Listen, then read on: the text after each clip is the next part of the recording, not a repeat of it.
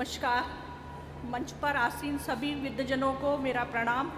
सभा में उपस्थित सभी विदुषियों को और सज्जनों को सबको मेरा नमस्कार। मैं आज आपको केपी पद्धति से जुड़वा बच्चों के बारे में बता रही हूँ। उससे पहले मैं अपने केपी गुरु श्री सीवी नारनौली और आदरणीय दादा नंदकिशोर अग्रवाल और मेरे जिनसे मैं बहुत इम्प्रेस हूँ, जो कि जिनकी ज्योतिष में नक्षत्र में मैं 3-4 साल से लगातार बैठ रही हूँ, तो मनीष जी की है उनकी ज्योतिष के प्रति जो प्रेडिक्शन होती है उसको देखकर मैं बहुत ज़्यादा अभिभूत हूँ, क्योंकि वो चलते फिरते ही ज्योतिष की ऐसी आश्चर्यचकित कर देने वाली भविष्यवाणियाँ करते हैं कि बस उनको शब्दों में व्यक्त नहीं किया जा सकता।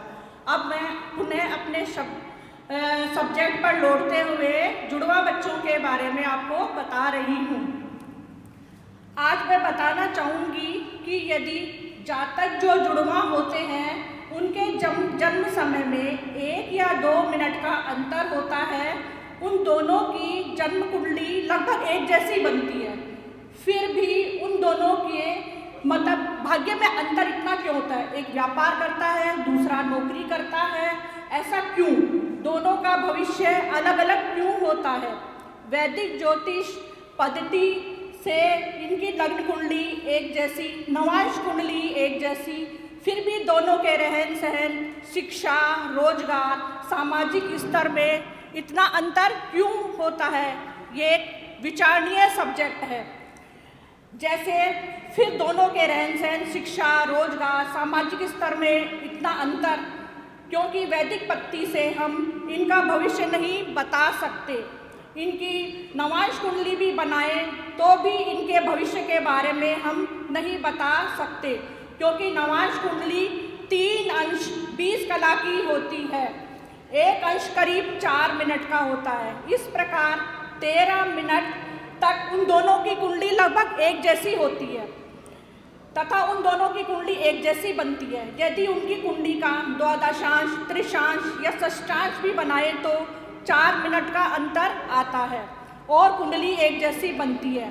आधुनिक युग में ज्योतिष जगत में नई नई खोज हुई है। जैसे अभी मनीष जी ने कहा कि समय के अनुसार ज्योतिष में परिवर्तन होते रहने चाहिए। देश काल पात्र के हिसाब से, आधुनिकता के हिसाब से परिवर्तन ही प्रकृति का नियम है। रुका हुआ पानी सड़ जाता है, अगर बहता पानी हो तो वो चलता रहता है, फ्रेश रहता है, तो रुका हुआ पानी सड़ जाएगा। इसीलिए हमें अपने विचार भी समय काल और के अनुसार बदलने चाहिए और हमें ज्योतिष को भी नज़रिया इस तरह से रखना चाहिए कि वो अपने नज़रिए को मॉडिफाई करे। आधुनिक युग में ज्योतिष जगत में नई नई खोज हुई और हो रही है, जिससे क्रांतिकारी परिवर्तन हो रहा है। तमिलनाडु में जन्मे ज्योतिष मानन के एस कृष्णमूर्ति जी ने देखा कि 1 या 2 मिनट के अंतर से जुड़वा बच्चों का भविष्य अलग अलग होता है। अतः उन्होंने इस पर शोध किया और कवि कालिदास के उत्तर कालामृत ग्रंथ से कुछ सूत्र प्रतिपादित किए। कृष्णमूर्ति जी ने नक्षत्र पर अध्ययन किया। विंशोत्तरी महादशा के आधार पर 1 मिनट के 9 भाग किए, जिनको उप नक्षत्र स्वामी यानी सबलोड़ नाम दिया, और उप नक्षत्र के भी 9 भाग किए, जिनको उप स्वामी नाम दिया। इस प्रकार एक लगन के करीब करीब उन्होंने 180 भाग किए, क्योंकि एक लगन में 2.25 नक्षत्र होते हैं। अतः उन्होंने आधे मिनट का भी अंतर निकाल लिया। इस प्रकार 1 मिनट के अंतर से उप स्वामी बदल जाते हैं। उनके आधार पर 1 मिनट के अंतर से बच्चे जो जन्मे हैं उनका भविष्य भी बदल गया।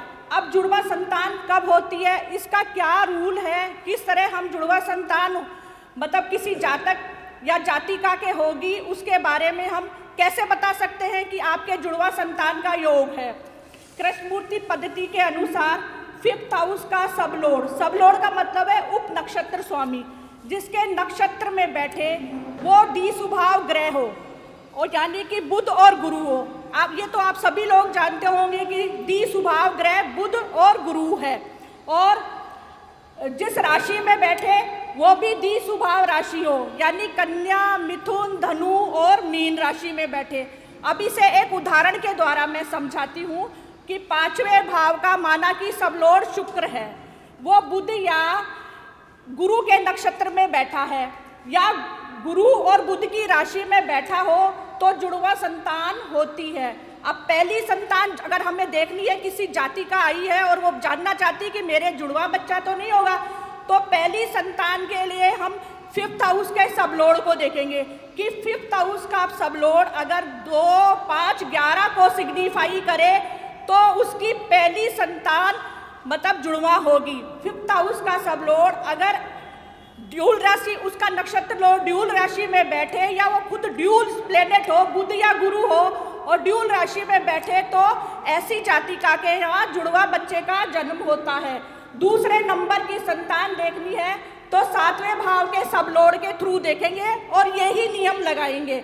और तीसरे नंबर की संतान देखनी है तो हम 9th हाउस के सब लॉर्ड के थ्रू देखेंगे और यही नियम लगाएंगे। अब तीसरी संतान से ज़्यादा आगे की संतान के बारे में मैं नहीं बताऊंगी क्योंकि परिवार नियोजन का टाइम चल रहा है और परिवार नियोजन के इस दौर में मैं 3 से ज़्यादा संतान, बल्कि मैं तो 2 से ज़्यादा संतान की राय नहीं दूंगी। आजकल तो वैसे भी एक फैशन चल रहा है, बच्चों के अच्छे लालन पालन को लेकर एक ही संतान के बारे में जोर दिया जा रहा है।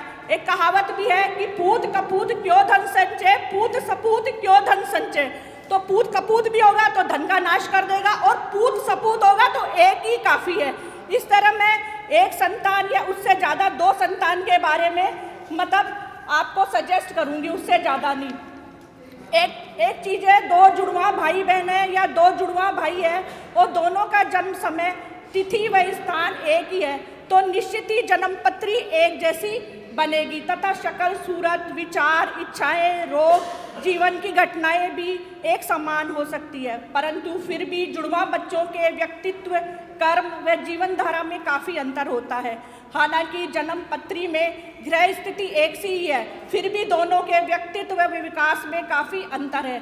जन्म कुंडली की इसी परेशानी को KSK यानी कृष्णमूर्ति जी ने समझा और अपनी निरंतर खोज व गहन अध्ययन कर कृष्णमूर्ति जी ने नक्षत्र पर आधारित पद्धति का निर्माण किया जिसे KP पद्धति कहते हैं। इसके अनुसार किसी भी भाव का फल भावेश अर्थात उसका स्वामी न करके वह ग्रह किस नक्षत्र में स्थित है उसका स्वामी तय करता है, अर्थात उस भाव का फल उप नक्षत्रेश के आधार पर होगा। जैसे किसी की जन्म कुंडली में तुला लगन में दशमेश चंद्र उच्च या स्वग्रही है तो उसे देखकर ज्योतिषी मोस्टली कह देते हैं कि किसी कंपनी में सरकारी नौकरी में उच्च पद पर या प्रतिष्ठित व्यवसाय में होना चाहिए, परंतु वास्तव में वह व्यक्ति फुटपाथ पर मजदूरी कर रहा है।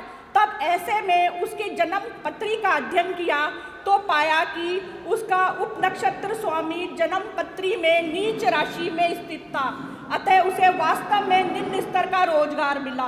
तो इस तरह जुड़वा बच्चों के फल कथन में कृष्णमूर्ति पद्धति कितना सटीक है इसका अंदाजा बिल्कुल क्लियर है। अब मैं यहाँ आपको एक उदाहरण द्वारा 2 जुड़वा बच्चों के बारे में बता रही हूँ कि दोनों जुड़वा भाई हैं जिनकी डेट ऑफ बर्थ है।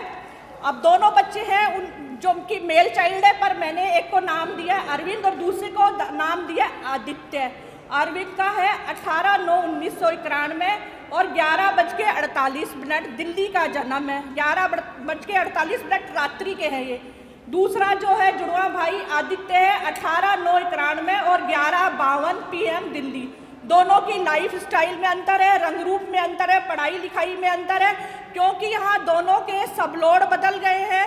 दोनों के मतलब 10th हाउस के सब लॉर्ड बदल गए, 7th हाउस के सब लॉर्ड बदल गए हैं, 12th हाउस के सब लॉर्ड बदल गए हैं और उनके भी सब लॉर्ड बदल गए हैं। दोनों की एजुकेशन में अंतर है। एक बच्चा जो है माँ बाप के पास रह रहा है और वो कुछ नहीं करता, दूसरा बच्चा एक सॉफ्टवेयर कंपनी में बहुत ही उच्च पोजीशन पर है। इस तरह ज़्यादा समय ना लेते हुए मैं आपको ये क्लियर कर रही हूँ कि जुड़वा बच्चों के बारे में या तो मनीष जी की मैं कहूँगी कि मनीष जी जैसे हस्तरेखा विशेषज्ञ देखकर उनके भविष्य कथन के बारे में कह सकते हैं, या फिर कृष्णमूर्ति पद्धति से ही उनके जन्म के बारे में आगे भविष्यवाणी की जा सकती है। धन्यवाद।